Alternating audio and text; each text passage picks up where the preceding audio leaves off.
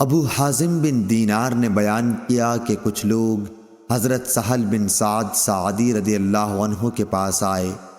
ان کا آپس میں اس پر اختلاف تھا کہ منبر نبوی علی صاحبہ صلاۃ والسلام کی لکڑی کس درخت کی تھی، اس لیے سعد رضی اللہ عنہ سے اس کے متعلق دریافت کیا گیا۔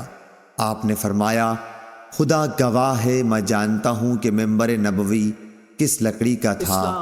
پہلے دن جب وہ رکھا گیا اور سب سے پہلے جب اس پر رسول اللہ صلی اللہ علیہ وسلم بیٹھے تو میں اس کو بھی جانتا ہوں۔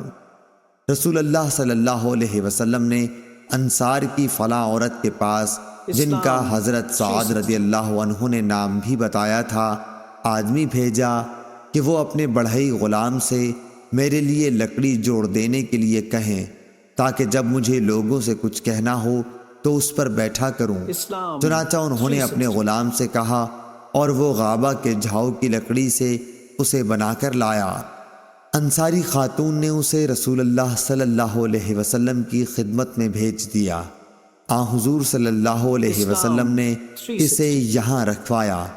میں نے دیکھا کہ رسول اللہ صلی اللہ علیہ وسلم نے اسی پر کھڑے ہو کر نماز پڑھائی، اسی پر کھڑے کھڑے تکبیر کہی، اس پر رکوع کیا، پھر الٹے پاؤں لوٹے اور منبر کی جڑ میں سجدہ کیا، اور پھر دوبارہ اسی طرح کیا۔